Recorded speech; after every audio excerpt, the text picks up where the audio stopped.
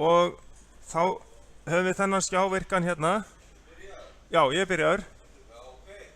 Og hér byrjum við á því að skipta frá standard mode yfir í simulation mode. Við þurfum að hafa simulation mode virkan til þess að prófa forritið í simulatornum. Það er það sem við ætlum að gera í dag. Ok, eru þið tilbúinir núna þá? Já, ég er að taka upp núna. Við þurfum bara að vera alveg sjóri á því að við erum ekki að reyna að senda í einhverja vél sem við erum ekki tengdir við. Fyrst, fyrir það fyrsta. Já. Og hér er sem sagt simulation mode, þar sem við verðum að vera með mert til þess að við getum sendt þetta niður og prófað. Næsta skref, sem sagt að frumskilur er náttúrulega að við séum með eitthvað keyrsluhæft forrit sem við erum búin að þýða eða sem sagt analysera og build changes. Og stundum þurfum við að fara í rebuild all project áður við getum vistað að fara í save archive, skiljið. Þegar við getum farið í save archive, þá getum við prófað það alveg örugglega í simulatornum. Ok, þá erum við komnir þangað. Og núna smellum við á connect. Þá í rauninni setjum við í gang forritið, simulatorinn, og hjá mér á hinum skjánum þá kom svona blár kassi, og ef að þið smellið á connect hjá ykkur þá kemur svona blár kassi á skjáin, er það ekki? Já. Nú. Það virkar ekki alveg hjá öllum, en ég fer þá yfir það með ykkur á eftir. Og þá erum við í rauninni tilbúnir, sko við getum farið þess vegna í rebuild all project áður við sendum þetta forrit í simulatorinn.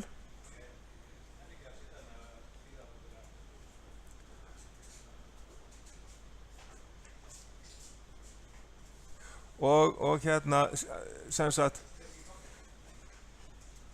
við förum í download project, smellum á það og förum í transfer og sendum við forritið í simulatorinn.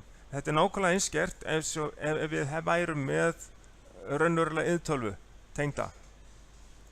Þá við senda forritið niður. Síðan smellum við á run hérna.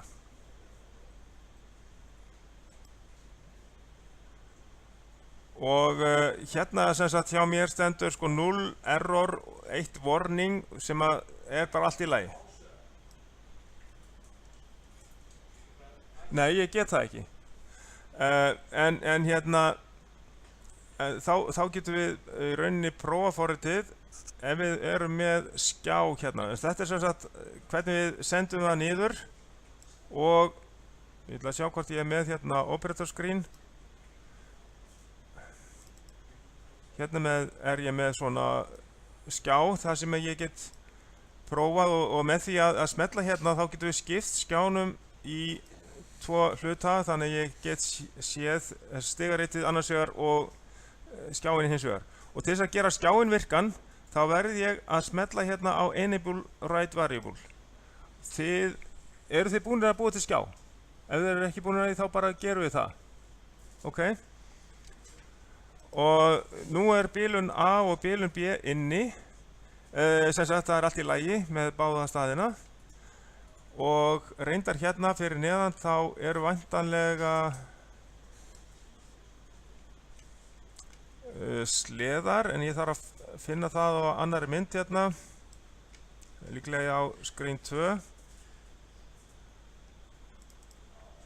Já, því að hérna er ég með raungildi og óskildi hérna, ég þarf að gera þennan skjá virkan líka. Og hérna er ég með raungildi A og ég fer hérna upp fyrir með raungildi A, þá sjáum við hérna á bilunarrófanum að hann opnast og flautan kemur inn og rauðaljósið er að blikka hérna. Ef ég smelli á flautustopp. Nú er spurning hvað það er. Jú, það er hérna, það er þessi rofi hér. Þá fer flautan út og rauða ljósið verður stöðugt. Til þess að laga þetta þá fer ég tilbaka með sleðan og þá kemur grænljósið aftur inn og til þess að kvitta rauðljósið út þá er ég smelli á kvittun A, þennan rofa hér. Þá fer það út. Ef ég tekka á B þá kemur bilun á B hérna. Ég færi sleðan til hérna, við setjum upp þessa sleða á eftir. Ég er bara rétt að sýna ykkur þetta, hvernig þetta virkar. Þá blikkar rauðljósið á B og flautan er komin inn. Ég stoppa flautuna hérna, hún fer út og rauðljósið verður stöðugt.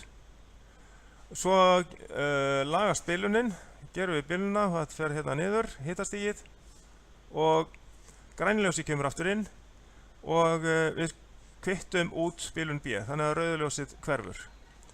Þannig virkar þetta og ég ætla að stoppa núna því að það voru svo mörg vandamál á ferðinni.